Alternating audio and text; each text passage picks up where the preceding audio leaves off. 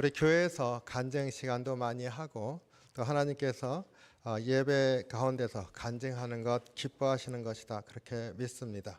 이 싱 할렐루야가 바로 그런 간증이다 그런 생각을 하면서 우리가 사실은 간증의 전통이 있는 거지 않습니까? 초대교회에서부터 간증의 전통이 있어 왔었고 신앙이라고 하는 것도 예수 그리스도에 대한 초대교인들의 고백이 간증이 지금까지 전해진 거잖아요. 그러니까 사도의 전승이다 이런 표현 쓰지만 사도의 전승에 그 사도들의 가르침의 전승이지만은 그것도 바탕에는 내가 주님을 만났습니다 하는 간증이죠. 고백이 전해진 것이라 그렇게 믿습니다. 그래서 교회 안에는 늘 그런 간증이 넘쳐나는 은혜가 있기를 원합니다.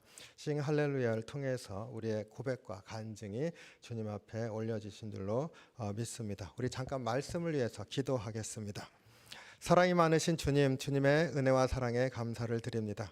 우리의 삶 가운데 늘 주님 앞에 고백하고 또 주님 앞에 삶을 통해서 주님을 만났었던 그런 간증을 올려드리는 귀한 삶이 될 수 있도록 인도해 주시옵소서. 오늘 말씀을 듣기를 원합니다. 주께서 말씀으로 저희들의 심령에 말씀하시고 새기시기를 원합니다. 예수님 이름으로 기도하옵나이다. 아멘. 할렐루야. 네, 한 주간 동안 주 안에서 평안하셨습니까? 네, 아멘 하셔야 되지 않을까요? 어디 아프시고 그러셨나요? 네, 늘 주님의 평강과 그리고 은혜가 함께 하시기를 간절히 바랍니다.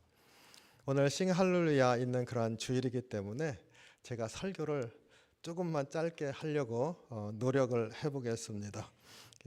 저의 가장 약한 부분이 줄이는 것인데 하여튼 최선을 다해서 그래서 본문을 중심으로 해서 주님이 말씀하셨던 의미만을 좀 깊이 한 부분을 살펴보고자 합니다.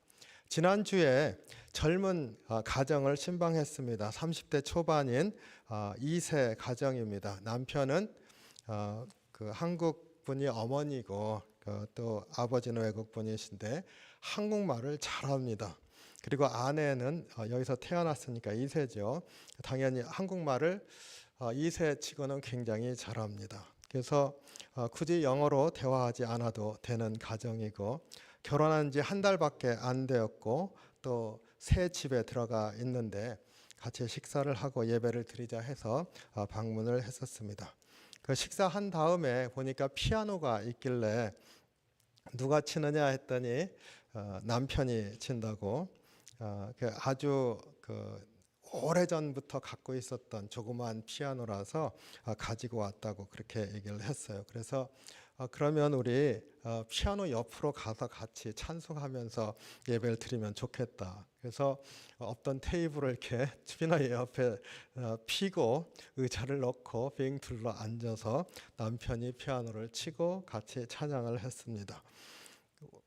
저하고 이제 집사람이 영어로 하면 좀 힘들잖아요. 그걸 생각을 했는지 찬송가를 이렇게 펴고서 이렇게 한 두어 곡을 이렇게 찬송을 하다가 그분들 할 수 있는 영어 찬송, 찬양 컨템포러리 한 거죠. 그걸 하자 그랬갖고 그러니까 뭐 또 한 곡 하고 그런데 예배하기 전에 한 서너 곡 하는 게 보통 아닙니까? 근데 이제 이렇게 하다 보니까 뭐 한 30분 넘게 한 것 같아요. 그러면서 찬송을 계속 같이 하는데 참 은혜가 됐습니다. 임재하시는 것 같은 그런 조그만 방에서 빙 둘러 앉아서 하는데 제가 그런 걸 굉장히 좋아합니다. 그래서 이렇게 코지하다 그러나요? 그렇게 해서 이제 찬송을 이렇게 오래 하는데 참 감사했습니다. 그리고 이러한 가정이 젊은 사람들인데 많아졌으면 좋겠다. 그리고 말씀을 또 깊이 사모하는 가정입니다. 그러니까 여러 면에서 참 아름답다 이렇게 표현할 수밖에 없는데 우리가 아름답다고 하는 게 여러 관점이 있지만 하나님을 살아계신 하나님을 믿으면서 그것 때문에 살고 있는 그러한 모습들을 볼 때마다 정말 아름다운 것을 발견하게 됩니다. 그래서 그 가정이 계속 믿음의 가정으로 성장하기를 더 간절히 바라는 마음도 그러니까 같이 기도하고 그렇게 했었습니다. 오늘 마태복음에 나오는 씨앗 비유를 설교를 하고자 해서 묵상을 하고 있었는데 그 젊은 가정을 보면서 씨앗이라고 하는 게 바로 이러한 신앙의 사람들이구나, 이러한 믿음의 가정이구나 하는 생각을 했습니다. 그리고 새로운 가정, 이제 결혼한 지 한 달밖에 안 됐으니까요. 새로운 가정들을 볼 때마다 사실은 지금 모든 게 아름답지만은 세상을 살아갈 때 참 많은 도전들이 있으니까 앞으로 겪어나가면서 그 가정을 더 아름답게 가꿀 수 있었으면 좋겠다. 그러니까 씨앗이 자라는 것과 같은 거지 않습니까? 그래서 믿음의 여정을 능히 잘 신앙적으로 감당하는 그런 가정이 됐으면 좋겠다. 그래서 씨앗과 같은 가정이 됐으면 좋겠다. 마태복음의 씨앗 비유, 특별히 오늘 그 영어로 하면 the parable of the weed입니다. 그 가라지 비유라고 부르죠. 그 가라지 비유지만 씨앗에 관한 이야기죠. 그래서 씨앗 비유를 통해서 우리의 신앙의 여정 가운데 그 씨앗이 된다고 하는 것이 무엇인지를 좀 같이 나누고자 합니다. 그것을 위해서는 먼저 마태복음에서 씨앗 비유를 오늘 읽었는데 마가복음에서 씨앗 비유가 똑같은 게 나오죠. 그 둘의 차이점을 먼저 좀 얘기를 하고, 그래야 마태복음이 얘기해 주는 바를 우리가 분명하게 알 수 있으니까 그것을 따라서 씨앗으로 산다는 것이 무엇인지 좀 생각하려고 합니다. 그 마태복음의 씨앗 비유, 그것이 신앙의 여정을 살고 있는 우리의 삶의 모습을 가르쳐 주는 것 같다. 저는 그렇게 믿습니다. 가장 단순하게 마태복음과 마가복음의 씨앗 비유를 비교하면은 다 똑같습니다. 그런데 딱 한 군데가 다릅니다. 제가 읽어 드릴 테니까 어디가 다른지 그 다른 그 절을 읽어 드리는 겁니다. 다른 건 다 같아요. 마가복음 4장 8절, 더러는 좋은 땅에 떨어짐에 자라 무성하여 결실하였으니 30배와 60배와 100배가 되었느니라 하시고, 마태복음 13장 8절 절수가 똑같습니다. 더러는 좋은 땅에 떨어짐에 혹 100배, 혹 60배, 혹 30배의 결실을 하였느니라. 제가 앞에 읽은 건 마가복음, 두 번째 읽은 건 마태복음입니다. 차이가 뭘까요? 예. 마가복음은 30배, 60배, 100배. 마태복음은 100배, 60배, 30배. 아니 무슨 심통이 났다고 거꾸로 써놨습니까? 30배, 60배, 100배. 마가복음이 또 먼저 써졌잖아요. 그리고 원래 원본 아닙니까? 그러면 30배, 60배, 100배 하면 될 걸 뭘 굳이 무슨 억화심점이 있어서 자기는 좀 다르게 보여주려고 100배, 60배, 30배 잘못 썼을까요? 그럴 리는 없겠죠. 성경이 이렇게 허투루 써지지 않죠. 그냥 정교합니다. 굉장히 성경이. 그럼 이유가 있는 것이지 않겠습니까? 그 마가복음 30배, 60배, 100배, 마태복음 100배, 60배, 30배 이유가 있습니다. 뭐 성경 이제 말씀을 믿지 않으면서 성경 이렇게 보면 이거 둘 중에 하나는 거짓말 아닙니까? 창을 만들어서 쟁기와 보습을 만들고, 그 농기구 쟁기와 보습을 만들어서 창을 만들고, 둘 다 성경에 나오잖아요. 그거 도대체 뭘 하라는 겁니까? 기독교인의 원칙은 뭡니까? 이런 거 그 디스커션 할 때 청년 때 많이 했던 얘기들 같습니다. 그렇게 질문을 하면은 이 본문이 얘기하는 바를 제대로 묵상하지 않는 겁니다. 예수님께서 이쪽 지역에 다가 씨앗 비유를 가르쳤었어요. 그 인자가 이렇게 씨를 뿌리고, 그때 그 다 나쁜 땅에 떨어지는 길가, 돌짝밭, 가시떨기 다 처음엔 뭐 바다린 같은 시들시들해졌고, 열매를 잘 맺는 좋은 땅에 떨어졌는데 30배, 60배, 100배 열매를 맺었느니라. 근데 거기서 했어요. 다른 마을에 갔습니다. 내가 씨앗 비유 저쪽 타운에서 가르쳤으니까 거기 가서 듣고 내가 다른 거 가르칠게 이러셨을까요? 예수님이 돌아다니시면서 계속 가르치셨겠죠. 그 마을의 이건 비유입니다. 그렇죠? 씨앗 비유. 그러니까 그 비유를 통해서 그 마을의 하나님 나라에 대해서 가르치시는 것이니까 뭐 이렇게 가르치신 부분도 있고 이렇게 가르치신 부분도 있지 않겠어요? 그걸 가지고 따지면 안 됩니다.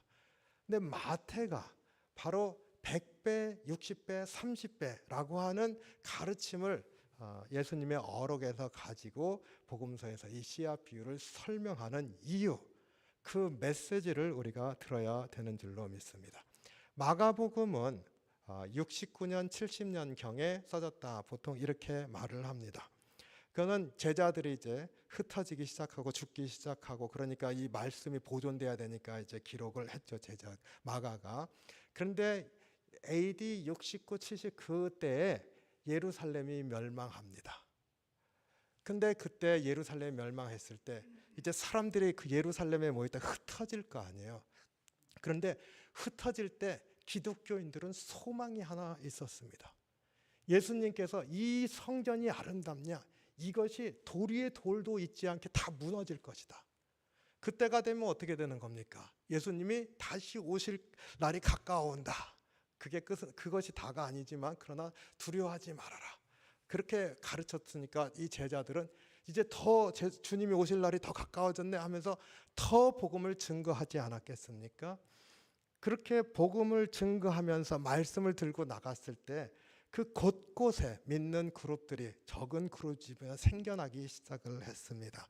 그러니까 그 안에서 주님이 오실 때까지 끊임없이 복음을 증거하면서 열매를 맺게 될 터인데 30배, 60배, 100배의 열매가 맺힐 것이다 라고 하는 것이 마가복음에서 가르쳐주는 말씀이죠.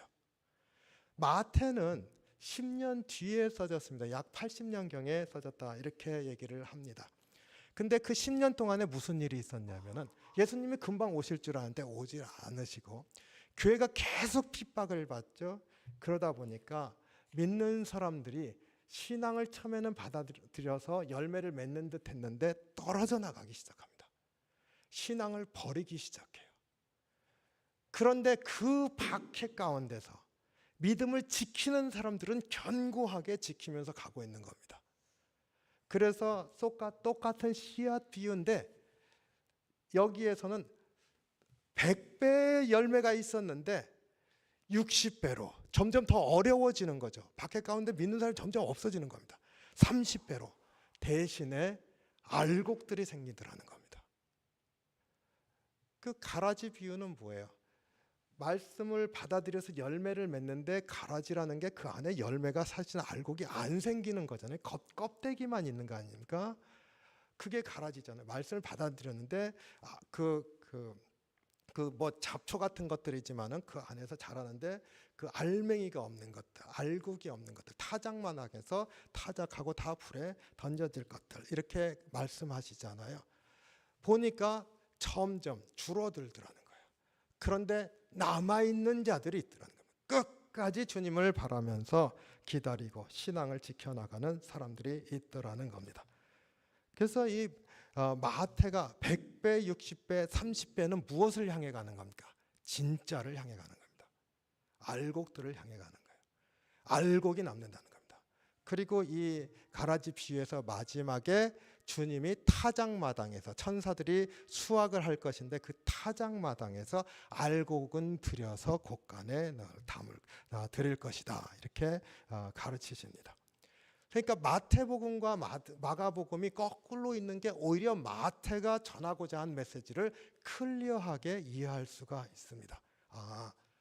어려워졌구나. 박해가 심해졌구나. 교회가 더 힘들어졌구나. 더 힘들어졌는데 그 안에는 신앙으로 견고하게 더 단단해지고 그 열매가 커가는 알곡들이 더 생겨나더라는 겁니다. 그 알곡이 되라는 말씀인 거죠. 마태 본문에 이 씨앗 비유가 13장 한 장에 걸쳐서 있는데 그 순서가 이렇게 되어져 있습니다. 씨 뿌리는 자 비유, 길가에 떨어지고 뭐 그 알곡이 열매를 맺을 것인데 이 비유. 그 다음에 좋은 씨앗 가운데 뿌려진 가라지 비유, 오늘 본문 읽은 부분입니다. 그 다음에 그러니까 이 두 번째 읽은 이 본문에서 알곡 얘기를 했죠. 세 번째 비유, 겨자씨만한 것이 천국이라. 그것이 자라서 온 들짐승 그 나무 가지에 쉬고 그늘에 들짐승이 와서 오고 날짐승이 깃들이고 겨자씨 많지만 천국은 그런 곳이다. 알곡 안에서 일어나는 일 아닙니까? 그 다음에 밭에 감추인 보화. 감춰져 있지만 찾는 이가 있는 거잖아요. 그러니까 이 비유의 순서들이 되어져 있는데 무엇을 향해 갑니까? 단단하게 시련 가운데서, 박해 가운데서 믿음으로 서는 이들이 되어야 된다는 메시지가 담겨 있습니다. 그래서 가라지들이 많아지는 박해 상황에서도 끝까지 남아서 알곡이 되어지는 자가 되라는 메시지인 것이죠. 그럼 알곡을 이제 알곡이 되어져야 되는데 씨앗이 뭡니까? 씨앗이 뿌리는 자 비유에서는 말씀입니다. 밭은 사람의 마음이고, 그런데 오늘 이 본문을 읽어보면 씨앗은 누굽니까? 사람입니다. 밭은 세상이에요. 그러니까 우리가 씨앗이라는 겁니다. 그래서 우리가 남아있고 이 세상에 하나님이 심어 놓으신 씨앗이고, 믿음을 끝까지 지킬 때 그것이 자라서 열매를 맺고, 하나가 심겨져도 작은 게 아니라 큰 나무가 되어져서 깃들이는 날짐승과 들짐승이 있다. 그러니까 알곡이 되어라. 그런데 끊임없이 세상은 원수마귀가 와서 가라지를 심는데 흔드는 일을 한다. 그렇지만 끝까지 남는 자가 38절이죠. 세상은 밭이요 좋은 씨는 천국의 아들들이요. 좋은 씨앗, 열매를 맺고 끝까지 견디는 자는 누구요? 천국의 아들들이요. 좋은 씨가 무엇인지를 단도직입적으로 가르쳐주고 있습니다. 천국의 아들들이다. 남자만 이런 얘기 아닙니다. 제가 이 헬라어 원문을 이렇게 봤는데, 호데 칼로스 스프로스라고 하는 건 이제 선한, 칼로스가 선한 거니까 선한 씨앗이라는 거고, 오티 에스 에이신 호이 휘오이 테스 바실레이아, 그런데 굳이 읽어드릴 필요는 없는데 제가 이 부분을 보고 싶어서 그럽니다. 제가 이걸 좋아해서 호이 휘오이 테스 바실레이아 하는데, 이 바실레이아가 하나님 나라, 천국 이런 뜻입니다. 하늘나라 이런 뜻이에요. 거기에 아들들이 된다. 그 남자 여자 상관없이 자녀들이 된다, 이런 말입니다. 그래서 바실레이아, 우리 천국이라고 번역되는 단어입니다. 천국, 하늘나라의 아들들이다. 누가요? 씨앗이. 끝까지 살아남아있는 그 씨앗, 알곡이 되어진 그 씨앗이 천국의, 하늘나라의 아들들, 딸들이다. 저는 우리가 씨앗이라고 하는 것을 분명히 기억하기를 원합니다. 이 땅에 심겨진 씨앗, 그리고 처음에 우리가 볼 땐 100배였었던 것, 오늘날 60배로 주는데 앞으로 다시 100배가 될 거예요. 어쩌면요 30배일 수도 있습니다. 그러나 그것을 상관하는 것이 아니라 그 30배가 알곡이어야 한다는 겁니다. 30배가 알곡일 때 그 한 알 한 알이 겨자씨와 같이 작은 것이지만은 나무가 되어진다는 것, 이게 주님의 비전입니다. 타작만학에서 30절이죠. 다 타작하여서 주의 곳간에 드린다. 하늘나라의 아들들이 된다, 딸들이 된다. 이 말씀을 다시 한번 우리 심령에 새기기를 원합니다. 나는 누구인가? 나는 이 세상을 어떻게 살고 있나? 요즘 시대는 어떠한 것인가? 나는요 세상이 더 악해지는데 그러나 알곡으로 남는 자다라고 하는 고백을 갖기를 원합니다. 이 알곡이 되고 싶은데 어떻게 하면 될 수 있을까? 이 비유가 가르쳐주고 있질 않아요. 그런데 단서를 주고 있습니다. 어떻게 알곡이 되는지. 적어도 비유들을 쭉 보면 씨앗이 빨리 자란다는 말이 없습니다. 빨리 자라는 것에 관심이 없어요. 누가 더 큰 씨앗인지 더 좋은 씨앗인지가 관심이 없어요. 그냥 알곡이다만 나옵니다. 그 다음에 가라지가 있는데 가라지 당장 뽑아내는 것도 아닙니다. 가라지 그냥 줘라 그랬어요. 그러니까 어찌 보면은 살기 신앙 알곡으로 되어지는 환경을 좀 밭을 갈든지 하셔서 좀 좋게 만들어 주시면 좋을 것 같은데 그 얘기가 없습니다.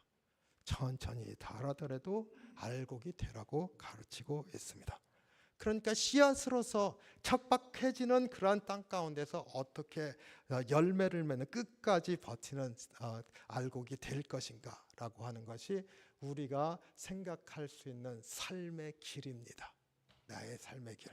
나는 한마디로 하면 끝까지 믿음으로 버틴다. 세상이 악해져도 나는 믿음으로 산다. 이 안에서 내 삶의 여정에서 신앙으로 벗어나지 않고 끝까지 지킨다. 사람들이 이게 뭐야 라고 말할 때 나는 여전히 믿음의 사람이라고 하는 길을 의연히 가겠다. 이게 알곡의 길이라는 겁니다. 그래서 땅이 척박하다 보니까 빨리 되는 일은 없습니다. 그러나 알곡은 자란다. 하나님 좀 깨끗하게 좀 다듬어 주시고 경작도 좀 해주시고 또 때론 다 안 하시더라도 가끔씩 이것 좀 풀어주시고 이러시면 좋지 않겠습니까? 그런데 그렇게 하지를 않으십니다. 이 끝까지 지키고 버티고 이겨내라 라고 하는 게 낯선 메시지가 아니에요.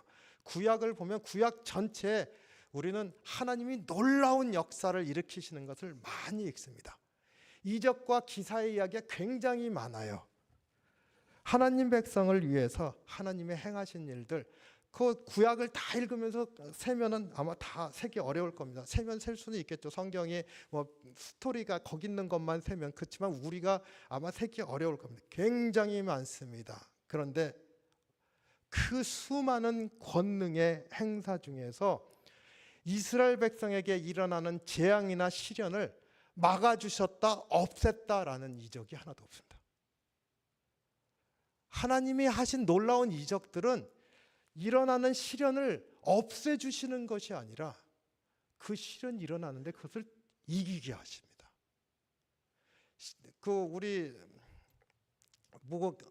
태풍이 좀 안 왔으면 좋겠는데 하나님이 태풍을 좀 탁 막아주셨으면 좋겠는데 그렇게 하지 아니하시고 태풍이 와도 그것을 이기게 하신다는 겁니다. 구약에 하나님이 전지전능하시고 권능이 있다고 말하는 그 놀라운 역사들 가운데 바로 그것이 없습니다. 하나님 백성은 통과합니다. 모세가 출애굽 이야기에서 그 10가지 재앙을 내리지 않습니까? 애굽 땅에 재앙이 다 내려집니다. 그러니까 다 내렸는데 이스라엘 백성만 하나님이 보호하셨어요. 그죠? 10번째 재앙, 장자를 치는 그 재앙이 있을 때 다 똑같이 장자든 동물의 그 첫 번째 뭐라고 그래야 되나요? firstborn animal이나 한국말이 뭐죠? 일단 다 쳤습니다. 근데 딱 한 가지 문설주에 양의 피를 빌은 하나님이 그렇게 하라 하신 것을 했던 사람만 건너뛰어서 갔습니다. 그래서 유월절 패스오버 건너뛰었다는 뜻이잖아요. 그러니까 똑같이 일어났습니다. 다만 피하게 하시고 이기게 하셨습니다. 광야 40년의 여정 가운데 좀 쇼컷을 찾아서 이끄시면 될 텐데 그렇게 하지 아니하셨습니다. 광야 처음에 갈 때도 오래 걸렸고 그 다음에 방황할 때도 그대로 다 가게 합니다. 하지만 그 광야에서 물도 주시고 먹을 것도 주시고 적이 오면 싸워서 이기기도 하시고 적이 못 오게 하시는 게 싸워서 이기기도 하시고 또 이기는 방법도 그 모세가 뒤에서 기도하면 이기고 손 내리면 지고 이기게 하셨습니다. 이기시는 길을 주시고 그 믿음으로 이길 수 있는 길을 주시고 그렇게 해서 이기게 하셨습니다. 성경에 이런 식의 방법 말고 하나님이 없애셨다는 거 있으면 저한테 좀 알려주세요. 제가 수정하겠습니다. 성경에 있는 모든 말씀들이 시련과 박해가 있었지만은 그것을 막아주신 게 아니라 통과하게 하셨습니다. 이기게 하셨어요. 그리고 그 이기는 일에 하나님의 권능이 나타납니다. 그래서 그 하나님의 백성들이 하나님은 이런 놀라우신 분이시구나라고 하는 고백을 하게 되죠. 그래서 광야도 광야 학교다라고 우리가 고백하지 않습니까? 히브리서 11장 믿음장입니다. 믿음은 모든 바라는 것들의 실상이요. 그런데 그 바라는 것들의 실상을 이루면서 살았었던 인물들을 쭉 열거하고 있습니다. 그렇죠? 아벨, 창세기 처음부터 아벨, 에녹, 노아, 아브라함, 야곱, 요셉, 기생 라합 뭐 이렇게 쭉 이어집니다. 그리고 그 사람들의 삶을 요약하고 있습니다. 그 요약의 내용이 뭡니까? 그들이 당면했었던 도전들, 어려운 일들을 다 열거하고 있습니다. 근데 그 안에서 바라던 것들을 하나님이 주셨다는 거예요. 그게 믿음이라고 얘기를 하고 있습니다. 믿음장. 그리고는 12장 1절이죠. 너무나 잘 아는 말씀입니다. 이러므로 우리에게 구름같이 둘러싼 허다한 증인들이 있으니, 이 증인들이 뭡니까? 허다한 증인들. 그 어려운 일이 있었지만 그걸 통과하면서 하나님이 원래 바랐던 것들을 이루게 하셨던 그 증인들이 수도 없이 많다는 겁니다. 수도 없이 많다는 얘기는 우리도 그 가운데 부름을 받았다는 말씀인 거죠. 하나님 나라, 하늘나라의 아들과 딸들은 시련과 역정을 없이 살아갈 정도로 혹은 피하는 그러한 존재가 아니라 이기는 존재다라고 하는 것을 꼭 유념하시기 바랍니다. 알곡으로 자라가는 것입니다. 우리의 삶 가운데 저도 마찬가지 얼마나 불평이 많은지 이렇게 돌아보면은 그리고 기도할 때 주님 이 시련이 빨리 지나가게 해주십시오. 저 수도 없이 기도했습니다. 새벽에 나와서 기도하고 이것이 빨리 지나가고 그 길이 무엇입니까 했습니다. 근데 제가 생각을 해보니까 그걸 하면서 그래도 이길 수 있는 힘을 주시고 그건 조금 했던 것 같아요. 이게 우리의 연약한 모습입니다. 그러나 우리가 그렇게 배워가면서 알곡으로 자라게 됩니다. 단단해지는 거죠. 그래서 자란 알곡이 되어진 씨앗이 자라는 건 천천히 자란다 말합니다. 마가가 4장 27절에서 씨앗이 어떻게 자라는지 비유로 얘기를 합니다. 저가 밤낮 자고 깨고 하는 중에 씨가 나서 자라되 어떻게 된 것을 알지 못하더라. 그러니까 보고 있으면 씨가 자라는 것 같지가 않아요. 그러니까 아시죠? 어려서 초등학교 엘레멘터리 스쿨에서 양파 이렇게 놓고 좀 언제쯤 자랄까? 다음 날 자면 나와 있어요. 그렇죠? 뚜렷하게 보고 있는 동안은 자라는 게 안 보이는데 다음 날 보면 자라 있고 또 다음 날 보면 자라 있고 세월 가는 건 모르는데 아이들이 어느새 뭐가 되었다 그러면 자라 있고 세월이 흘러 있습니다. 끝까지 견디면서 자라가는 것이 씨앗의 모습이다. 하늘나라의 아들들, 딸들의 모습이다라는 것을 잊지 마시기 바랍니다. 천천히 자라는데 견디는 능력을 주시고 이기는 지혜를 주시고 그 안에서 하나님이 열매를 맺게 하신 것들을 볼 수 있는 영의 안목을 열어주신다는 것을 믿으시기 바랍니다. 믿음으로 살아가는 사람이 영의 세계, 하나님이 주신 선물을 음미하면서 살 수가 있다는 것을 꼭 기억하시기 바랍니다. 우리는 다 씨앗, 하늘나라의 아들들이요 딸들이다. 늘 믿음으로만 남겠다 결단하면서 승리하는 삶을 소망하는 저와 여러분이 되시기를 주님의 이름으로 축원합니다. 기도하겠습니다. 사랑이 많으신 주님, 주님의 은혜와 사랑에 감사를 드립니다. 우리의 삶이 연약하여서 주님 앞에 참으로 불평하면서 여러 가지 구했었던 것들을 돌아볼 때 주님 그 모든 것들을 들으시면서 그래도 다독이시면서 오늘까지 인도하신 주님의 은혜를 생각하니 참 감사합니다. 우리 연약하지만 믿음으로 승리하게 하시고 주님을 바라보는 믿음 안에서 지금 씨앗이라고 하는 그 천천히 자라되 분명히 자라는 그래서 알곡이 되어지는 씨앗이 우리가 될 수 있도록 인도해 주시옵소서. 감사드리며 예수님 이름으로 기도하옵나이다. 아멘.